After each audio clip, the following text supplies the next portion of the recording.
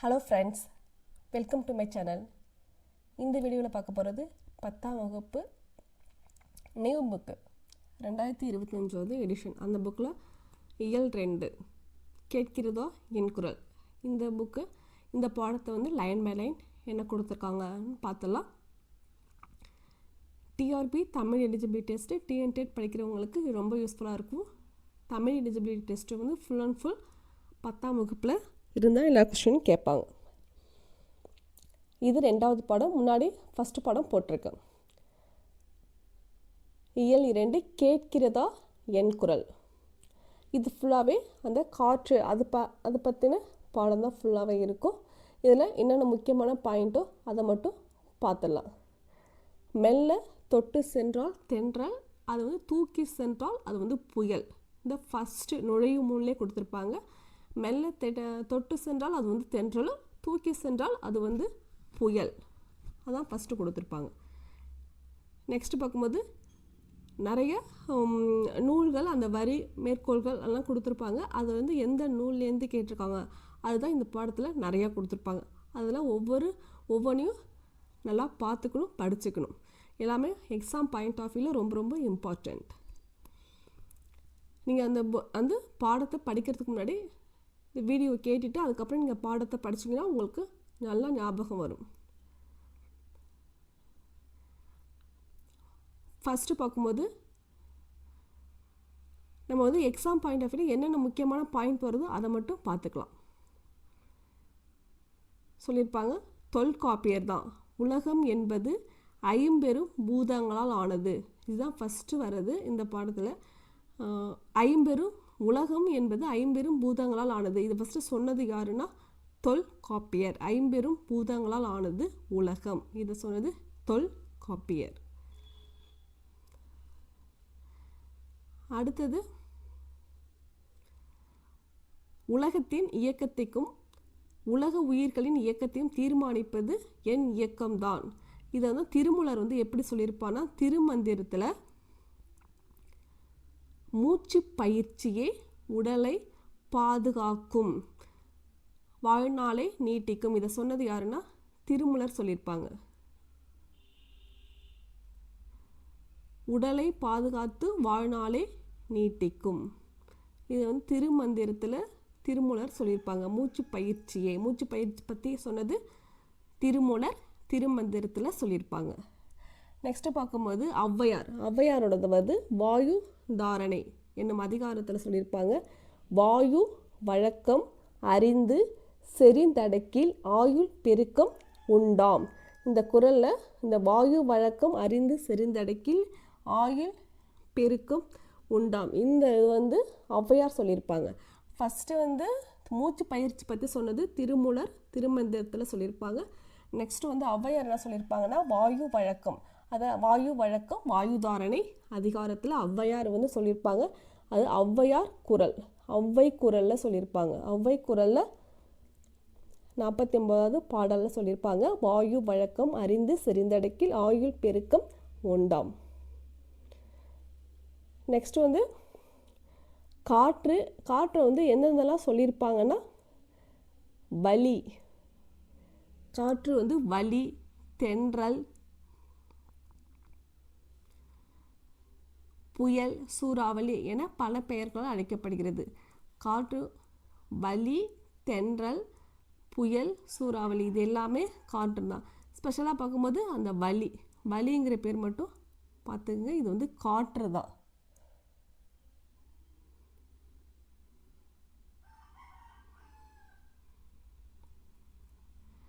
இது தென்றல் காற்று, பூங்காற்று, கடல் காற்று, பனிக்காற்று, வாடைக்காற்று, மேல்காற்று, கீழ்காற்று, மென்காற்று, இளம் தென்றல், புழுதிக்காற்று, ஆடிக்காற்று, கடுங்காற்று, புயல் காற்று, பேய் காற்று, சுழல் காற்று, சூறாவளி காற்று என பெயர்களால் அழைக்கப்படுகிறது. இது நிறையா பேர் இருக்கிறதுனால பிரச்சனை இல்லை.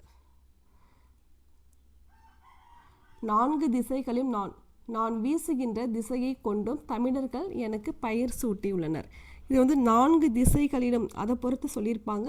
கிழக்கு என்றால் குணக்கு என்று பெயரும் உண்டு. கிழக்கிலிருந்து வீசும்போது குணக்கு, கிழக்கிலிருந்து வீசும்போது அது வந்து குணக்குன்னு சொல்லுவாங்க.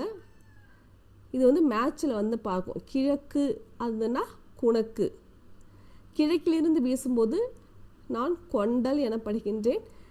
கடல் பகுதிக்கு மேலுள்ள மழை மேகங்களை சுமந்து வருவதால் மழைக்காற்று எனப்படுகின்றேன். இந்த கிழக்குன்னு பார்க்கும்போது கிழக்கு வருது, அதுக்கப்புறம் குணக்கு வருது, அதுக்கப்புறம் அது கொண்டல்னு வந்தாலும் அதுதான் வருது. அப்புறம் மழைக்காற்று கிழக்கு பகுதியிலிருந்து, இந்த கிழக்கு பகுதியில் நமக்கு வந்து இந்தியாவில் இருக்கும்போது கடல் பகுதி இந்த சைடு கடல்லேருந்து தான் வருது. வங்காள விரிகுடா இந்த சைட்லேருந்து வரும். கிழக்கு அது வந்து குணக்கு, கொண்டல், மழை, காற்று.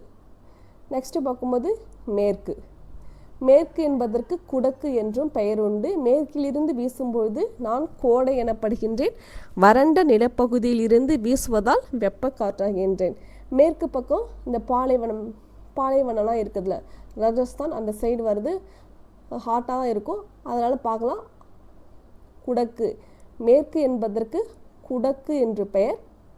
மேற்கிலிருந்து வீசும்போது அது வந்து கோடையை சொல்லலாம். அதுக்கப்புறம் பார்க்கும்போது இது வந்து ஒரு வெப்ப காற்று, வெப்பமாகவும் வருது. மேற்குனா குடக்கு, அது வந்து கோடை. நெக்ஸ்ட் வந்து வடக்கு. வடக்கு என்பதற்கு வாடை என்ற பெயரும் உண்டு. வடக்கிலிருந்து வீசும்போது வாடை காற்று எனப்படுகின்றேன். நான் பனிப்பகுதியிலிருந்து வீசுவதால் மிகவும் குளிர்ச்சியான ஊதை காற்று எனவும் அழைக்கப்படுகின்றேன். வடக்குன்னா வாடை, வடக்கு வாடை கரெக்டாக வந்துடும். அதேமாதிரி தெற்குனாலும் தென்றல் வந்துடும். இந்த ஃபஸ்ட்டு இருக்கிற ரெண்டு இது மட்டும் நல்லா பார்த்துங்க. கிழக்குன்னா குணக்கு, மேற்குன்னா குடக்கு. இது ரெண்டுத்தையும் பார்த்து மேட்ச்சில் கண்டிப்பாக வடக்குன்னா நான் கரெக்டாக சொல்லிடலாம். வடக்குன்னா அது வந்து வாடை, தெற்குன்னா தென்றல். வடக்குக்கு ஊதை காற்று அந்த ஒரு பேரும் உண்டு. இலக்கியத்தில் நான் தென்றலாகிய நான் பலவித மலர்களின் நறுமணத்தை அள்ளி வரும்போது கூடவே வண்டுகளையும் அழைத்து வருவதால் இளங்குவடிகள் என்னை வண்டோடு புக்க மணவாய் தென்றல். இதுதான் பார்த்துங்க, வண்டோடு புக்க மணவாய் தென்றல் சிலப்பதிகாரத்தில் சொல்லியிருப்பாங்க. வண்டோடு புக்க மணவாய் தென்றல் இளங்கோவடிகள் அந்த லைன் தான். வண்டோடு புக்க மணவாய் தென்றல் சிலப்பதிகாரம். அடுத்தது பலப்பட்டடை சொக்கநாதர் அவருடைய பத்ரகிரிநாதர் தென்றல் விடு தூதலை சொல்லியிருப்பாங்க. சிற்றிலக்கியத்தில் ஒரு பெண் ஒருத்தி என்ன சொல்கிறான்னா, நந்தமிழும் தன் பொருணை நன்னதியும் சேர்பொறுப்பிற் செந்தமிழின் பின்னுதித்த தென்றலை. செந்தமிழின் பின்னுதித்த தென்றலை இல்லைன்னா நந்தமிழும் தன் பொருணை நன்னதியும், இந்த மாதிரி லைன் வந்தாலும் சொல்லிடலாம். பலப்பட்டடை சொக்கநாதர் இவருடைய லைன் தான். இது எதில் சொல்லியிருப்பாங்கன்னா பத்மகிரிநாதர் தென்றல் விடு தூதல இந்த லைன்லாம் வந்திருக்கும். அடுத்தது பார்க்கும்போது நதியில் விளையாடி கொடியில் தலை சீவி நடந்த இளந்தென்றலை. இது வந்து பாட்டு தான் சொல்லியிருக்காங்க. நம்ம வந்து எக்ஸாம் பாயிண்ட் ஆஃப் வியூவில் மட்டும் பார்த்துக்குவோம். அடுத்து நளியிரு முன்னீர் நாவாய் ஓட்டி வழித்தொழில் ஆண்ட உறவோன் வருக. இந்த லைன் பார்த்துக்கும்போது புறநானூறில் வர்றது. புறநானூறில் யார் சொன்ன, கரிகால் பெருவளத்தானை புகழ்ந்து பாடிய பாடலில் சங்ககால பெண் புலவர் வெண்ணி குயத்தியார் தான் லைன். இது பலி என குறிப்பிட்டுள்ளார். வெண்ணி குயத்தியார் வலின்னு சொல்லியிருப்பாங்க. நளியிரு முன்னீர் நாவாய் ஓட்டி, இது வந்து இந்த லைன் யாரோடதுன்னா புறநானூறில் வருது. இது அடிக்கடி வந்து கேள்வி கேட்காங்க. நளியிரு முன்னீர் நாவாய் ஓட்டி இந்த லைன் வந்து புறநானூறு பாடல்களில் வர லைன் தான். அது வந்து யார் பாடியிருப்பாங்கன்னா வெண்ணி குயத்தியார் என்ற பெண் பார்ப்புலவர் தான் பாடியிருப்பாங்க. நளியிரு முன்னீர் நாவாய் ஓட்டி. கரிகால் பெருவளத்தானை புகழ்ந்து பாடிய பாடல் தான் அந்த சங்ககால பெண் புலவர் வெண்ணி குயத்தியார் வலி என்று குறிப்பிட்டு சிறப்பு செஞ்சிருப்பாங்க. கரிகால் பெருவளத்தானை மழை தருவேன் நான். இது வந்து இதில் வந்து எக்ஸாம் கண்டென்ட்டாக தான் நம்ம பார்த்துட்ருக்கோம். அதுமாரி பார்க்கலாம். இது வந்து தென்மேற்கு பருவக்காற்று எப்போ மழை பெய்யும்னு சொல்லியிருக்காங்க. ஜூன் முதல் செப்டம்பர் வரை தென்மேற்கு பருவக்காற்றாகவும் அக்டோபர் முதல் டிசம்பர் வரை வடகிழக்கு பருவக்காற்றாகவும் வீசுகிறேன். இதுதான் இதில் முக்கியமானது. தென்மேற்கு பருவக்காற்றோட காலமும் வடகிழக்கு பருவக்காற்றோட காலம். தென்மேற்குனாலே அது வந்து ஜூன்லேருந்து செப்டம்பர் வரை, ஜூன் முதல் செப்டம்பர் வரை தென்மேற்கு. வடகிழக்குனா அக்டோபர் முதல் டிசம்பர் வரை. மழை அளவில் 70 விழுக்காடு மழையை தென்மேற்கு பருவக்காற்று. தென்மேற்கு பருவக்காற்றில் எவ்வளோ மழை கொடுக்குதுன்னா 70 விழுக்காடு. 70 விழுக்காடு வந்து தென்மேற்கு பருவக்காற்றிலே இந்தியாவுக்கு மழை கிடச்சிருது. இந்தியாவை பொறுத்த வரைக்கும் தென்மேற்கு பருவக்காற்றில் 70% மழை கிடச்சிருது.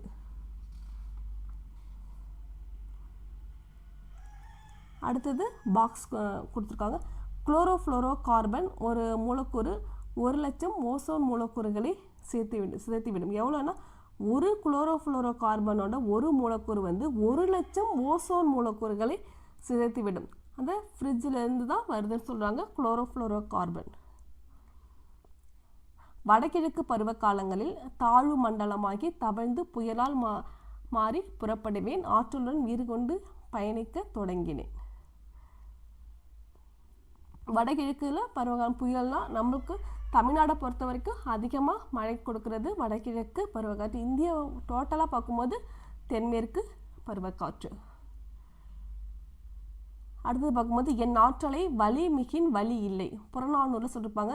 இந்த காற்று நல்லா பார்த்துங்க. வலி மிகின் வலி இல்லை. வலி மிகின் வலி இல்லை. இது வந்து ஐயூர் முடவனார் சொல்லியிருப்பாங்க. வலி வலி வலி. இது போன்ற மதுரை இளநாகனார் சொல்லியிருப்பாங்க. கடும் காற்று மணலை கொண்டு வந்து சேர்க்கிறது. கடும் காற்று மணலை கொண்டு வந்து சேர்க்கிறதுன்னு சொன்னது மதுரை இளநாகனார். மதுரை இளநாகனார் சொல்லியிருப்பாங்க. கடும் காற்று மணலை கொண்டு வந்து சேர்க்கிறது. மதுரை இளநாகனார். இதில் இருக்க குவாட்டில் உங்களுக்கு டைம் இருந்தால் எழுதி படிங்க. இல்லைன்னா ஒரு 2-3 வாட்டி இதை கேட்டாலே உங்களுக்கு ஞாபகம் இருக்கும். திரும்ப திரும்ப படிச்சுட்டே இருந்தாலும் ஞாபகம் வரும். ஏன்னா இதெல்லாம் ரொம்ப important. Tamil 10th Tamil book மட்டும்தான் படிக்க போகிறோம். அதனால் இது வந்து கொஞ்சம் படிச்சுக்கிங்க. இந்த ஃபஸ்ட்டு ஒரு இதுலேருந்து பார்த்தா ஒரு 10க்கு குறைச்சி தான் அந்த குவாட் வரும். பார்த்துக்கலாம். திரும்ப திரும்ப வந்து நீங்கள் மெயின்ஸ் பேப்பருக்கு படிக்கும்போது இதையும் சைட் பை சைடு நீங்கள் படிச்சுட்டே வந்தீங்கன்னா உங்களுக்கு ப்ரெஷர் இருக்காது. ஒரே நாளில் படிக்க முடியாது தமிழ் புக்கு. கொஞ்சம் கொஞ்சமாக படிச்சுக்கலாம். காற்றுள்ள போதே மின்சாரம் எடுத்துக்கொள் என்று புதுமொழிக்கு வித்தாகிறது. காற்றுள்ள போதே மின்சாரம் எடுத்துக்கொள்ங்கிறது அது ஒரு புதுமொழி. இது பார்க்கும்போது இந்த லெசன்ஸில் நம்ம எக்ஸாம் பாயிண்ட் ஆஃப் வியூவில் பாயிண்ட் மட்டும் பார்த்துக்கலாம். அடுத்தது உலக காற்றாலை மின் உற்பத்தியில் இந்தியா 5வது இடம் பெற்றுள்ளது. இதில் தமிழ்நாடு முதலிடம் வகிக்கிறது. உலகத்தில் வந்து இந்தியா வந்து 5வது பிளேஸில் இருக்குது. தமிழ்நாட்டில் பார்க்கும்போது இந்தியாவில் தமிழ்நாடு வந்து ஃபஸ்ட்டு பிளேஸில் இருக்குது. இதெல்லாம் காற்றாலை மின் உற்பத்தி. காற்றாலை மூலமாக மின் உற்பத்தி செய்கிறதுல. மனிதனால் மாசடையும் நான். ஒவ்வொரு வினாடியும் நான் உங்களால் மாசுபடுகிறேன் அதான் சொல்லியிருக்காங்க. புகை வடிகட்டி இல்லாமல் தொழிற்சாலைகள் இயக்குவது, பொழுதுபோக்குவதும் பயன்படுத்துவது. தனி மனிதர்கள் எந்த அளவுக்கு காற்றை மாசுபடுத்துகிறாங்க அந்தமாரி கொடுத்துருக்காங்க. நம்ம எக்ஸாம் பாயிண்ட் ஆஃப் வியூவில் பார்த்துக்கலாம். கண் எரிச்சல். இதில் என்னென்னலாம் வருதுன்னா கண் எரிச்சல், காய்ச்சல், புற்றுநோய், இளைப்பு நோய் போன்ற பல நோய்கள் வந்து காற்று மாசுபாடு காரணமாக வருகிறது. அடுத்தது பார்க்கும்போது நான் மாசுபடுவதால் குழந்தைகளின் மூளை வளர்ச்சி குறைவதாக எது சொல்லியிருக்குன்னா யூனிசெஃப் சொல்லியிருக்காங்க. யூனிசெஃப் கொடுத்துருக்காங்க. ஐக்கிய நாடுகள் சிறுவர் நிதியம். தமிழில் பார்த்துங்க. யூனிசெஃப் வந்து ஐக்கிய நாடுகளின் சிறுவர் நிதியம். யூனிசெஃப் தான் சொல்லியிருக்கு. குழந்தைகளின் மூளை வளர்ச்சி பாதிக்கப்படுவதாக காற்று மாசுபடுவதால் யூனிசெஃப் சொல்லியிருக்காங்க. புவியை வந்து யூவி ரேசஸ் பற்றி சொல்லியிருக்காங்க. புவியை ஒரு போர்வை போல சுற்றி கிடந்து பருதியின் கதிர்ச்சூட்டை குறைத்து கொடுக்கின்றேன். புற ஊதா கதிர்கள் தடுக்கிறத பற்றி சொல்லியிருக்காங்க. ஓசோன் படலம். ஓரறிவு முதல் 6 அறிவு வரை அனைத்து உயிர்களும் துன்பம் அடைகின்றன புற ஊதா கதிர்கள் நேரடியாக வரும்போது. வந்து குழாயிலேருந்து தண்ணீர், அந்த காலத்துலலாம் தண்ணீர் வந்து தண்ணி பைப் அடித்தால் தண்ணி வரும், தண்ணி அப்படியே குடித்தாங்க. ஆனால் வந்து இந்த காலத்தில் வாட்டர் பாட்டிலில் தண்ணி குடிக்கிறாங்க. அதுமாரி நம்ம வந்து எதிர்காலத்தில் ஆக்சிஜனும் அதுமாரி விற்கும். அந்தமாரி தான் இந்த பாயிண்ட் தெரிந்து கொள்ளணும்னா அந்த ஒரு சும்மா சாதாரண ஒரு பாயிண்ட் தான் கொடுத்துருக்காங்க. அடுத்தது பார்க்கும்போது ஒரு மணித்துளிக்கு 12 முதல் 18 வரை மூச்சு காற்றாய் நீங்கள் வெளிவிடும் கரியமில வாயுவை எடுத்துக்கொண்டு உங்கள் நுரையீரலுக்கு தேவையான உயிர் வழியை தரும் மரங்கள் பற்றி சொல்லியிருக்காங்க. இப்போ வந்து என்ன சொல்லியிருக்காங்க, ஒரு மணித்துளிக்கு என்னன்னா 12 முதல் 18 வரை மூச்சு காற்றாய் நீங்கள் வெளிவிடுறீங்க கரியமில வாயுன்னு சொல்லியிருக்காங்க. என்னன்னா 12லேருந்து 18. அவ்வளோதான். இது வந்து சும்மா சாதாரண பயன் தான் கொடுத்துருக்காங்க. அடுத்து நெக்ஸ்ட் ஒரு முக்கியமான பயன் கொடுத்துருக்காங்க. இது வந்து கேட்பாங்க,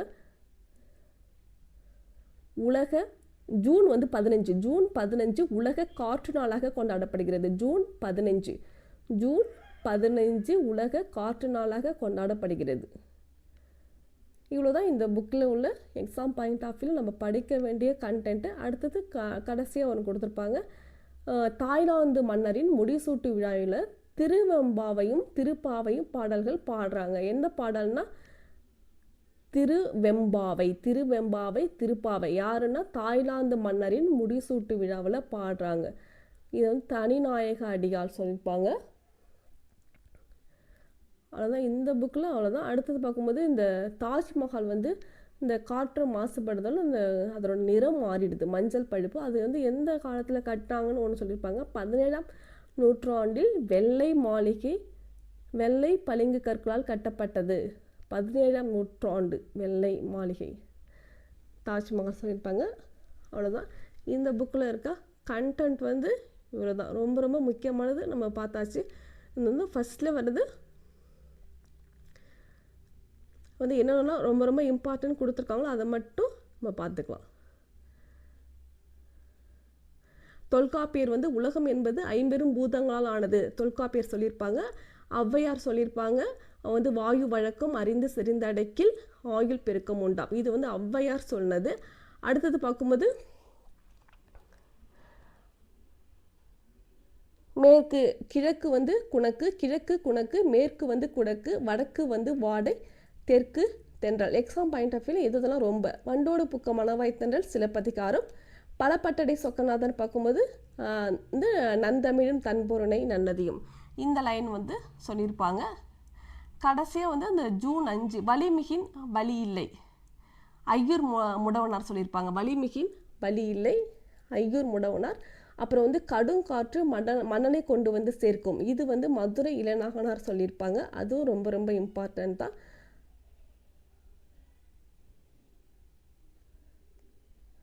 ரொம்ப ரொம்ப இம்பார்ட்டன்ட் இது வரும். ஜூன் 15 உலக காற்று நாளாக கொண்டாடுறோம். ஒவ்வொரு ஆண்டும் ஜூன் 15 வந்து உலக காற்று நாளாக கொண்டாடுறோம்.